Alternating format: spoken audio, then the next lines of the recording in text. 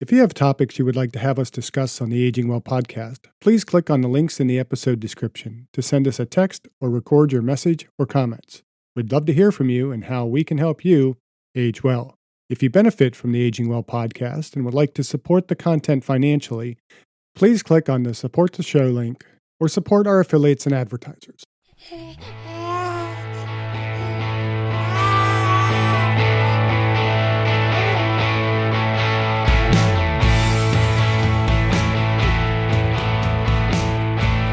Welcome to the Aging Well podcast. I'm Jeff Armstrong here with Corbin Bruton.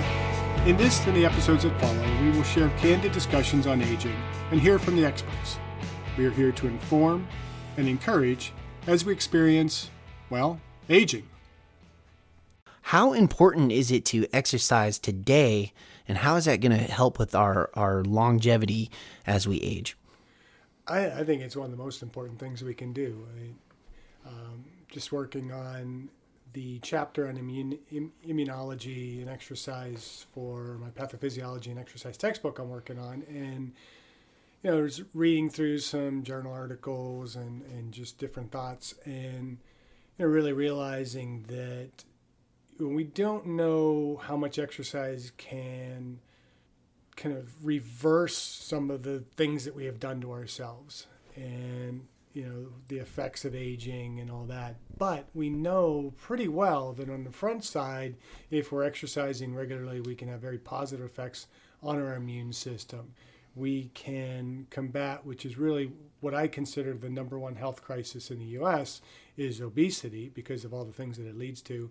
We know that exercise can mitigate, the problems that come from being over fat. And we know that exercise can also alleviate some of the muscle loss that we see with aging. And so I think it's one of the most important things that we can do early on and as we progress toward aging in order to age well. Because that's why we're here, right? To talk about aging well. That's right. So it almost, to me, it seems like exercising is almost like the magic pill, right? It from what you just described, we do have a pandemic that's going on, not just this COVID-19, but actually obesity, and it's been around for a while. But exercise should be something that we should be able to prescribe to individuals versus an actual clinical pill. We should be able to, as go into a health physician and say, hey, you know what, you're kind of more morbidly obese. But I hesitate to say it's a magic pill, because a magic pill, a pill in general, suggests that it's something easy, and exercise is not easy. And it takes effort, it takes responsibility, and it's a multifaceted issue. It's not just going to the gym 30 minutes a day, walking on a treadmill, or doing whatever. There's 5 areas of health-related physical fitness. There's cardiorespiratory, there's muscle strength, muscle endurance, body composition, and flexibility. But we also have the neuromotor skill aspects of it, which are speed, power, agility, balance, coordination, reaction time. Those are all things that we need to be working on. And you mentioned we're kind of in the midst of 2 pandemics. I think I would include a third pandemic, which is inactivity. And I heard recently, statistics saying that only about 23% of the United States population meets the minimum physical activity guidelines. And, if you look at those guidelines, they're pretty minimal. It's only like 150 minutes a week of moderate physical activity, not even necessary exercise. And so the fact that the vast majority of the U.S. population is not meeting that, that's pretty scary. Let's dive a little bit more. Let's discuss which one would be more beneficial, right? Which one, what would you suggest to the average person? Say everything, really. I mean, there's nothing is more important than another. It's where are we in that imbalance? We talked a little bit the last time about this well-centered fitness and the idea of kind of approaching it as a target. And, when we look at each of these different dimensions, whether it's the well-centered dimensions or whether we're talking about dimensions of physical fitness, each of those needs to be in balance. So we do find, your endurance runners are going to tend to be overly focused on their cardiorespiratory. And generally, when they end their careers, they really need to shift their focus to a lot more resistance training. Whereas you look at a power lifter, bodybuilders, they tend to really shy away from the cardio. Well, if they want to have longevity, they got to be a little bit more focused on, some cardio. But so I'd say all of it is important. It's how much do we need to do for our own specific purposes. And that's where, I keep harping on my students, opportunity cost. We only have 24 hours in our day. So how are we going to use that effectively to best meet the overall needs of our health and our fitness? What advice could you give the listeners as far as fitting fitness into our lives? Wow. There's a lot there. I mean, it really comes down to making it a priority in your life and looking at your time, that 24 hours as a whole, and what are you doing with that, and what is more important. I mean, there's certain things that we can't get away from. We got to sleep, and I suggest 6 to 8 hours a night of sleep, preferably 7 to 8.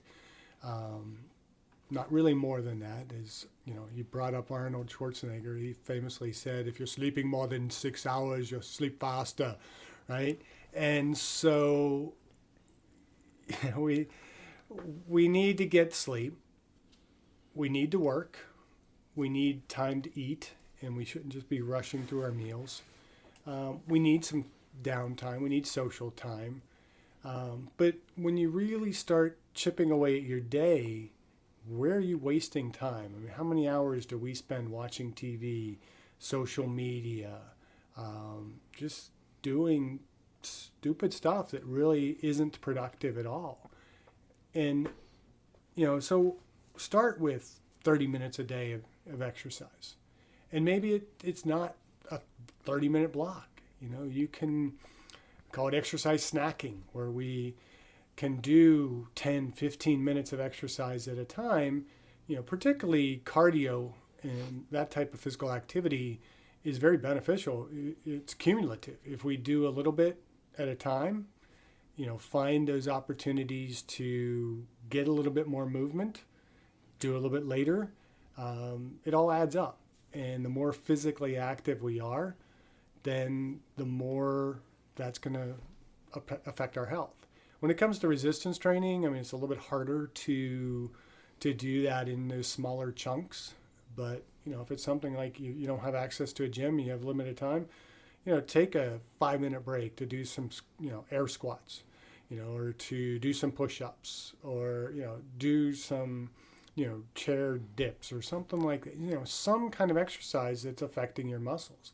If we can get into those basic 5 movement patterns, the squat, the deadlift, the bench, the row, and the overhead press several times a day or throughout the week, it's going to have its effects, and something is always better than nothing. So for a novice person who is very sedentary, but they want to make the changes, you're saying start slow. Something as small as parking at the far end of the parking lot and walking to the door, to gradually adding push-ups, maybe 10 air squats in the day, and then maybe taking the flight of stairs versus the elevator. Just baby steps to make your way up the chain, right? Baby steps. I don't know if when you had me for exercise motivation adherence, we watched What About Bob? And What About Bob? I think at some point I'd like to do an episode just What About Bob and talk about the baby steps that we can do.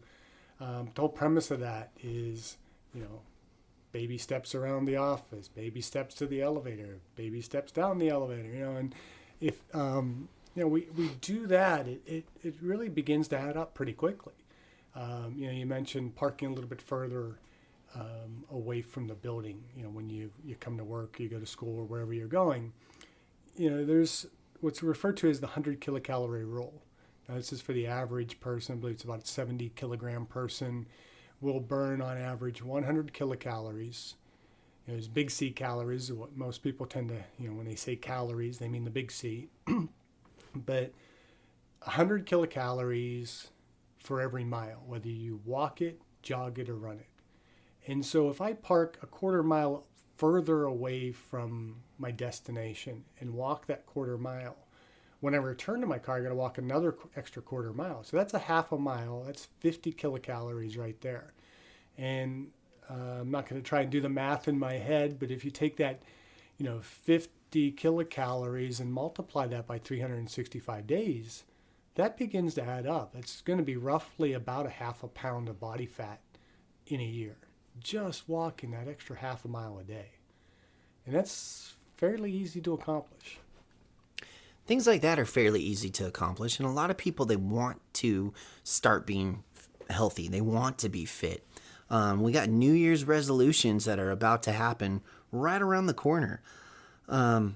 However, me with my background of being a personal trainer or a group fitness instructor, we get a lot of gung-ho people that are like, I'm ready to make this change. And then they slowly go back into their old habits because they're comfortable there. Or maybe they've pushed themselves too hard on that first day. How do we break those habits? How do we break the habits of our normal sedentary lives? And what advice can we give an individual who's they're wanting to better themselves and strive for excellence, but then they digress back into their old ways? Again, I'd go back to baby steps. Baby steps. And dump the whole insanity of New Year's resolutions because they're such bullshit. People wait until January 1st to suddenly want to get in shape. We have, 15, 16 more days of this month. Right. 17 more days, I guess. There's 31 days in December. Mm-hmm. We have plenty of time now to just do it. It's carpe memento. Seize the moment. Don't seize the day, seize the year. Do it now and do something now. Sit there and wait until January, and then we get all gung-ho. We get our gym membership. We sign up, and those resolutions fade away very quickly because we are overly ambitious. We have no plan in place, and we just think it's all going to just be different in 2022 than it was in 2021 or 2020 or 2019 or 2018 or 2017. How far back do I have to go? Right. And so, have a plan, but start small. What's the small thing that I can do today? So you can enjoy the things that you enjoy without overly indulging. You just got to be a little bit more careful. And when you do indulge, you indulge in something that's going to be rewarding. I have no desire for donuts anymore. Used to love donuts. I mean, you'd crave a donut. Oh, it just sounds so good. I haven't had a donut in forever. And then you take one bite of it and it's like, this is nasty. This just has no flavor. This is nothing. This is not good. But you keep eating it, right? And then you feel guilty after you're done with it. You shouldn't feel that guilt after you've eaten something. You should feel like, okay, I've enjoyed that. So smaller portion of it, less frequently, but something that is worth the calories that you're putting into your body. We have Salt and Straw around here. I don't know if you've gone to their ice cream. I mean, they got really good ice creams. I'm going to go there once in a while. I mean, it's not something we go every weekend. We probably go maybe 3 times a year, maybe 4 times. Usually when people are in town or something like that, we'll take them there. But they can go there and have that and enjoy it. But I'm not going to go to the grocery store and buy those, cardboard box containers of ice cream and bring that home and eat that. I'm going to feel like crap after eating it. So you just start making those better choices, better decisions on a small scale. I had a client a number of years ago who, we were talking about her diet, and she was just kind of plateauing, and she couldn't figure out why she had plateaued. And we looked at her kind of 3-day dietary recall, and it's like, well, what you're eating seems okay, you should be losing weight, and they're working out regularly.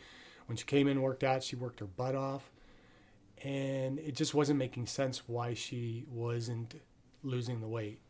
And as the conversation progressed, she starts talking about this wonderful creamer she found for her coffee. And I'm like, how many cups of coffee do you drink a day? And she said, I don't know, 5 or 6.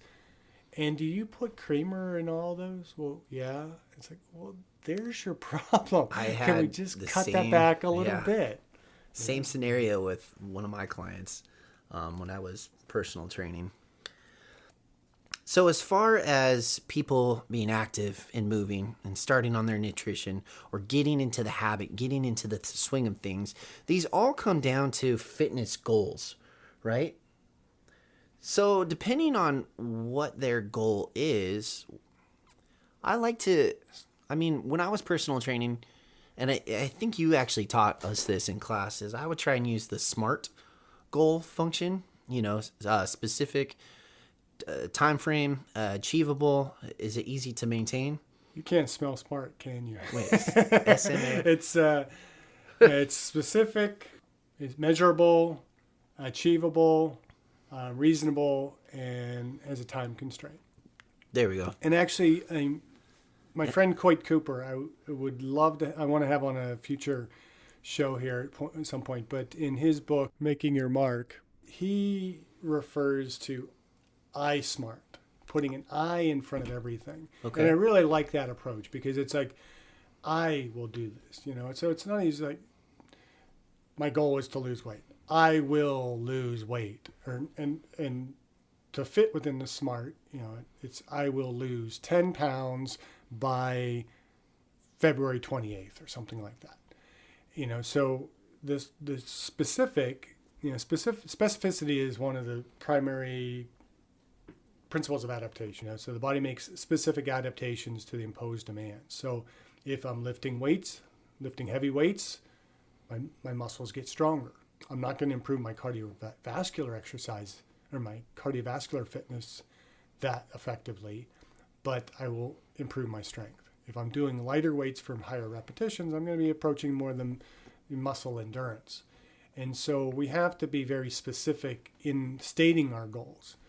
It's not like just I want to lose weight or I want to get more fit or I want to run a marathon or finish a marathon. That's even less specific. It's like I want to do it in this particular time or lift this amount of weight or lose these number of pounds or get to this percentage of body fat. So very specific in terms of the goal. And in terms of measurable, again, it has to be something that we can quantify. Again, losing weight is not, I just lost weight, just probably in those few seconds, I probably lost about a, microgram of breathing. Yeah, just by expiring that spit, and I lost a little bit of water weight there. And so we wanted to have a measurable. How much weight am I going to lose on the scale? How much strength am I going to gain? It's like I don't want to get stronger on my bench. Well, I'll be stronger by, the end of the week because I can lift maybe an ounce more. That's right. Stronger, right? So make it something that's measurable. Make it measurable. And then attainable is something, can you actually do it? Now, I think sometimes we go too easy on the attainable. We say, well, I'm going to lose 10 pounds in the next 5 years. Oh, yeah, of course that's attainable. You can do that, but is that really a meaningful goal? No. It should be something, and that's where, my friend Coit, when he gets to the R, the reasonable, he actually prefers to put a not in front of the reasonable, that it's not reasonable by ordinary standards, meaning that we are pushing ourselves beyond the normal expectations, kind of pushing ourselves outside of the box, going beyond normal expectations. It's easy to say I'm going to lose 5 pounds when I need to lose 50, right? And so taking those goals to a point that they're attainable but they're really stretching us. They're pushing us beyond ourselves a little bit. And then obviously the time piece. We need to have a timeline in place. Where were we with smart? Yeah. I really like the I in front of it. What I would do is I would put an E at the end, so it'd be SMART T goals, and the E for me was always evaluate. Okay. So I'd go back and say, okay, if I'm setting this goal for either myself or my team or for, and are we achieving it? Did this work? Okay, this worked. We're going to keep capitalizing on this. This didn't work. How can we go back and make sure that we are hitting this goal? That's just something that I've kind of done over the years, but that's... Well, I think with any goal setting or any plan, you have to evaluate yourself on a regular basis. That's where I love journaling. I think it's important on a daily basis to start your day with some goals. And I like to set goals that, kind of fall within my well-centered fitness realm, where I have a spiritual goal, physical goal, intellectual goal, an emotional goal, and a social goal. Sounds like you've been listening to Aging Well. Yeah. Actually, I've been listening to other people, and Aging Well probably just steals from a lot of other people. Oh, is that what it is? Oh, no. We're thieves, is that? Well, there's nothing original in the world. Everybody steals from everybody, and that's fine. That's how we spread knowledge, by sharing that we learned from others.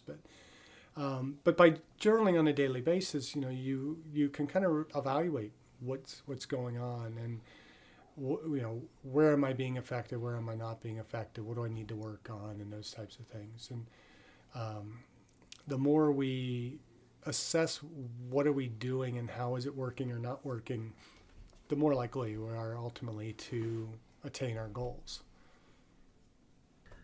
So let's talk weight loss, because a lot of people, when they're starting their fitness journeys, that's one of the first things that they hold on to. I want to lose weight. Okay? And we just talked about the importance of setting those SMART goals and putting them in place and being specific. But it can be challenging for people.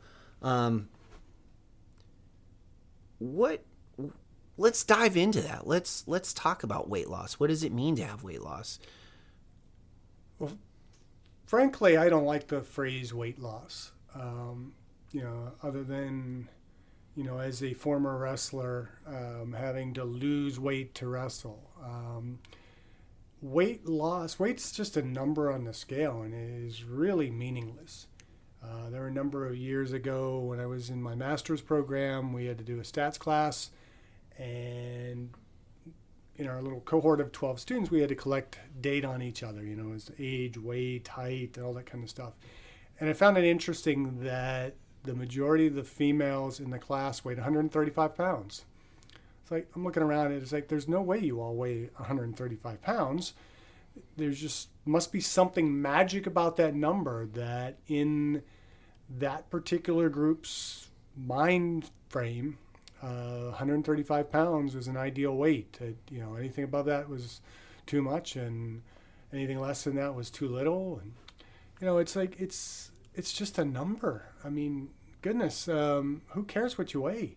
It's just a number. If you look in a mirror and you've gained 10 pounds, but you've gained 10 pounds of muscle, that's good. If you've lost 10 pounds, but you've lost 10 pounds of muscle and you haven't lost any fat, that's not any good. And so I think we really need to get people focused on body composition and losing body fat and gaining muscle. And, you can improve your body composition 3 ways. You can lose fat and maintain muscle mass, which is good. It's better than, not. You can lose muscle mass and maintain fat, which makes your body composition worse. Or you can lose fat and gain muscle, and you may not see any change on the scale, but your body composition is changing. It's the same with BMI. Body mass index is, essentially you take your body weight in kilograms divided by your height in meters squared. It gives you a number. And the number's probably going to range somewhere between the mid-teens up to 30 and beyond. And 30 is considered obese, which, at 30, unless you are a professional athlete, say an offensive lineman in football or something, or a bodybuilder, powerlifter, where you just have a significant amount of muscle mass, at 30, you're probably over fat. But when we get into that more middle range number, 25 is considered over fat. I have not been 25 for years, and I can gain weight and lose weight and still stay pretty much in that same general area. I can gain muscle mass and not change on the scale. My BMI has not changed. Does that mean I'm okay? If I gain body fat and lose muscle mass, my BMI stays the same. And so we want to look at how do we manage the composition of our body, how much muscle we have, how much fat we have. And, if you are lucky enough to, say, do a DEXA scan, dual X-ray absorptiometry scan, which, really requires going to a hospital or something like that to have it done, where they can measure your bone density as well. Measuring that bone density is important too. If we can increase our bone density, increase our muscle mass, our body's more dense, no matter what our weight is, that's healthier. If we have more fat or less fat, that makes us either healthier or less healthy. And so it's not really looking at the scale, it's how is my body changing? And the mirror can tell us that, our clothes can tell us that, how we feel can tell us that. And it's much more important not to worry about, six-pack abs or even necessarily getting to a really low percent body fat. It's first priority should be building muscle mass, I think, within reason.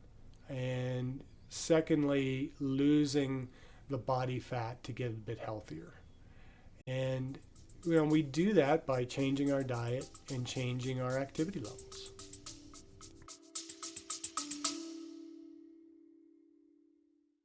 I discussed my epigenetics test with True Diagnostic co-founder Hannah Wendt in episode 162. Epigenetic testing measures baseline and changes in your pace of aging, giving you the power to steer your anti-aging or health and wellness journey in the right direction. I learned that I am aging well. Click on the affiliate link in the episode description, use the promo code AGEWELL, and receive a 12% discount on your epigenetics test and monitor your pace of aging.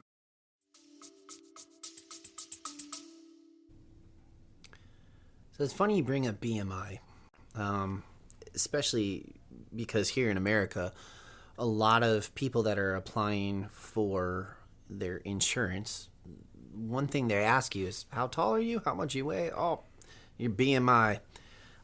It seems to me that that's an inefficient way to truly measure someone. You mentioned being a bodybuilder, right? Well, you could be a bodybuilder. You could be 6 foot. You could be 260 pounds, but have a body fat percentage of only like 6% body fat. That doesn't make you morbidly obese. Another thing that you're bringing up is you said if we can increase our bone density and our muscle density, that's the way to go. And let's talk about that a little bit more, because a lot of people, when they start their fitness journeys, they want to lose weight and they have it in their head that cardio is the way to go. But on this podcast, we're not just talking about weight loss and health. We're talking about the long haul, right?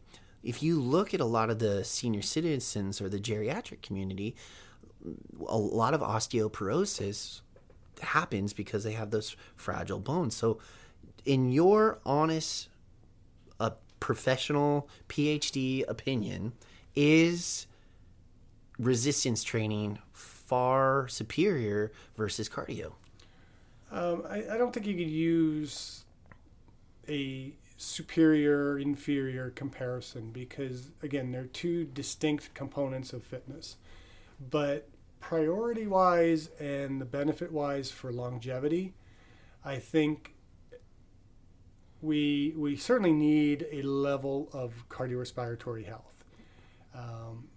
And like you said, we tend to focus on that because especially as we kind of get into our older years, we start focusing on heart health, and we start focusing on losing the body fat that we have progressively accumulated over the years. And so everybody thinks the best way to lose body fat is to lose weight. And to lose weight, we got to do cardio.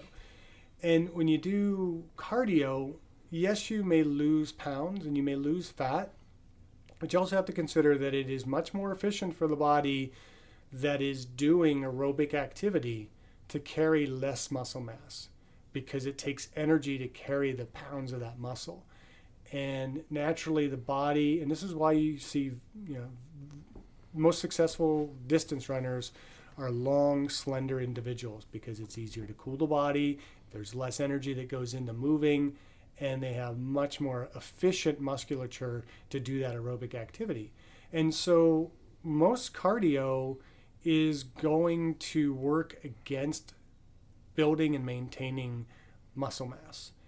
And if we focus only on doing cardio as we age, and we get into those cycles, especially when we get into those cycles of gaining and losing body fat or gaining and losing weight, we lose body fat, we lose some muscle mass with it, we gain some of that fat back, but we don't really do anything to build the muscle back. Now we go and try and lose that fat again, and we lose a little bit more muscle mass as well as the fat, and we keep cycling. And as we age, we're losing more of that muscle mass. Now some of that comes from aging in general. We have just natural sarcopenia where we lose muscle mass as we age as a factor of whatever's kind of programmed in our genetic code, and just the changes that occur with the aging process. But much more of that is due to the changes that we see in our activity levels.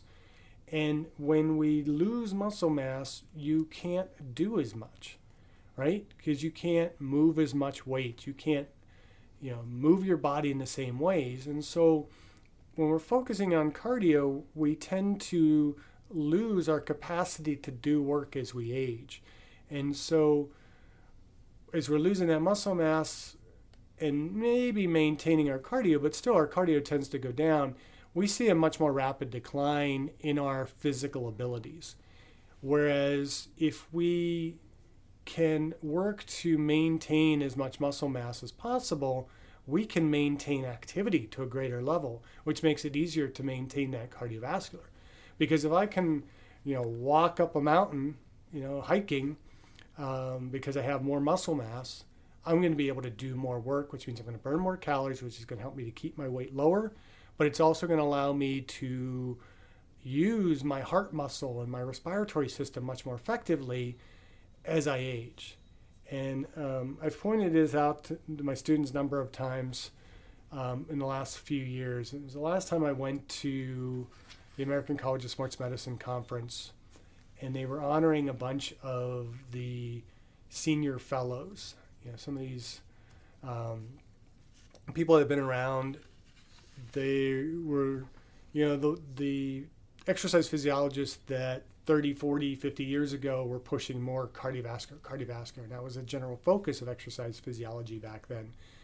And I kind of looking at these guys walking around and realizing they're all kind of shuffling, they're a bit kyphotic, very frail looking, and they're only like in their 80s. And it just occurred to me, it's like, this is why we got to do strength training. I don't want to look like that when I'm in my 80s. And, it's maintaining cardiovascular is not that difficult. We're seeing more and more that shorter high intensity bursts of cardiovascular, 15, 20 minutes a day, or even 3 days a week is sufficient to improve your cardiovascular. Now, if you're just trying to maintain it, it doesn't take that much. So we can do less time maintaining our cardio, but we do more time with our strength. We're going to be able to do more cardio. We're better going to be able to maintain. And so I have really shifted my mindset in recent years to, as we age, we need to see a shift away from cardio and more towards the strength. Build up your cardiovascular endurance early on in life and then maintain it as you get older. It's very easy to maintain, whereas muscle strength is a little bit more difficult to maintain, and especially as you age. And so the focus needs to be a little bit more on strength training. And I think if we can do that, we'll see much better functionality as we age. So how do you feel about the subject of, so what we're talking about right now is exercising for the benefits of the actual body itself. But what about the subject of exercising to help improve the brain? I know there's a lot of studies that are out there that's saying that aerobic activity can help increase the gray matter inside of the brain and working the fine motor skills. So really, really introducing different types of, I guess, phalange movements that can help with the neurotransmitters throughout the body. There's currently no cure for dementia, but there is a way for us to kind of prolong it. How do you feel about that? Well, I think in regards to dementia, we're going to have to probably do a whole nother episode on that. So Definitely. probably don't want to go down that path tonight so much. But I think again, when we look at fitness, we have to look at it multidimensionally. Strength training is not fine motor skill, and it's not, strength training isn't cardio, but those fine motor skill parameters bring us into that neuromotor skill related health and fitness. And I tell this to my students a lot too, is that we have grown to, as a field in exercise physiology, exercise science, to be focused much more on the health related components, primarily cardiovascular. We're getting better about muscle endurance. We need to get better about muscle strength. We focus a lot on flexibility, but as we talked a little bit about last time, flexibility is really individualized. If you're flexible, you don't need to be doing the flexibility training quite to the extent that some might be doing it. And body composition really works with it all. I mean, if you are doing strength, you're doing cardio, you're doing muscle endurance type of training, your body composition is going to follow. So we don't specifically prescribe exercise for body composition.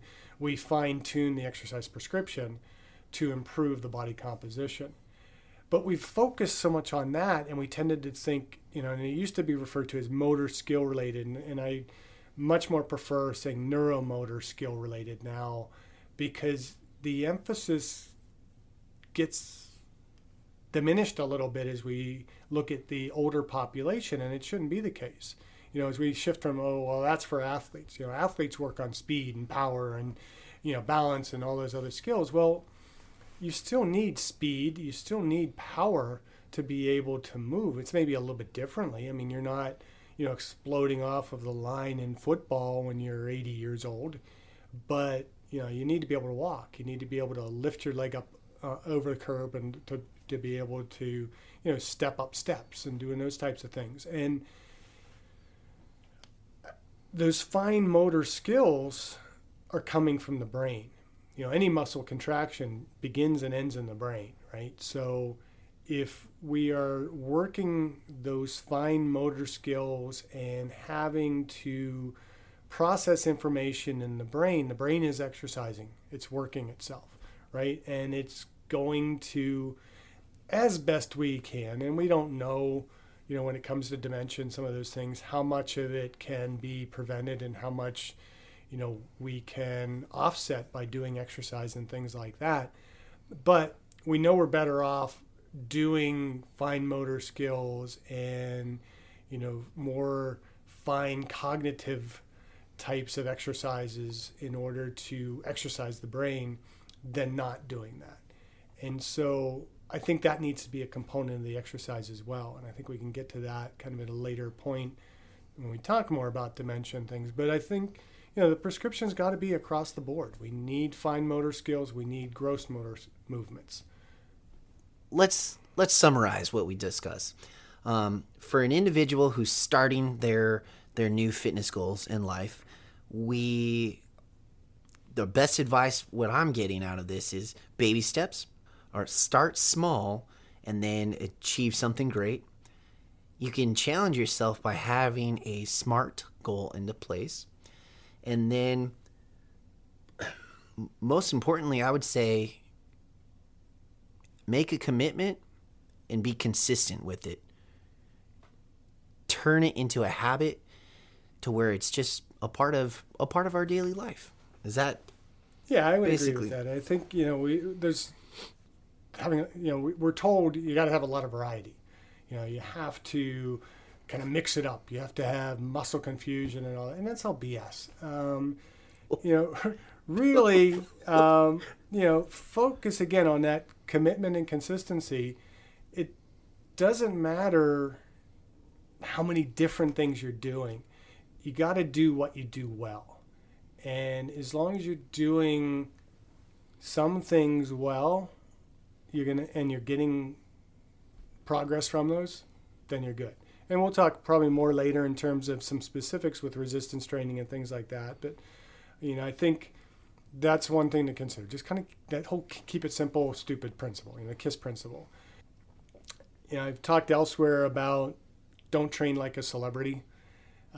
We have this habit of going on Instagram or onto YouTube and seeing, what's the latest celebrity doing in their training, and, it's like train like so-and-so, and a while back I gave a presentation where I had just kind of been seeing a lot in the fitness magazines and on social media and on YouTube and places like that, just all these different articles about, train like The Rock, train like Thor, and I kind of jokingly would say, you never see train like Jack Black, and the reason I mention that is because there was a video a while back where Jack Black actually was doing kind of mimicking Chris Hemsworth's workout, and it was pretty hilarious. But it's like, it's just showing that you don't need to do it like these celebrities. And I also think don't read fitness magazines. I think it's one of the biggest wastes, because every week it's something different. The 5 exercises you're not doing. Well, the 5 exercises you're not doing, who cares? Focus on the 5 exercises you are doing and doing them well. And it's always the best and whatever. And then to kind of follow up with that, don't worry about the exercises you're not doing. Because again, they'll tell you, oh, you need to be doing this, you need to be doing that. It's like, not really. If you stick with the basics, the squat, the deadlift, the bench, the row, and the overhead press when it comes to resistance training, you're doing some form of cardio. Doesn't matter what the intervals are that you're doing, or whether you're doing long, slow training, or, whatever it might be, whether you're running or jogging or swimming or biking or rowing, it doesn't matter. Just do it and focus again on that commitment and that consistency. If you're doing that, you're going to see results, especially when you're a beginner. If you are a novice exerciser, doing anything is going to have results. It's not a big deal. And it's not until you really get far enough along and you've got your body composition down to maybe 12% that you have to do a bit more in order to get that extra couple percentage points off and to get those 6-pack abs if that's what you so desire, which is not really necessary. But or if you've made the goal, you want to run a marathon, well, you've completed a marathon, now you want to start looking at refining your time. Now it's like, I want to get below 3 hours. Then you start refining your goals a little bit. But if you're being consistent and you're doing something, you're going to see results. And that's the key, is just do something. Should we end? Final summary. Yeah. Make a commitment. Be consistent. Start small with baby steps. Set a SMART goal into place. Do not compare yourself to, oh, look at that person in the gym. Look at this celebrity. Focus on you and what you are achieving. And yeah, everything's going to fall into place. Sounds good. All right. Well, thanks for tuning in, and we will see you guys next time. Thank you for listening. I hope you benefited from today's podcast. And until next time, keep aging well.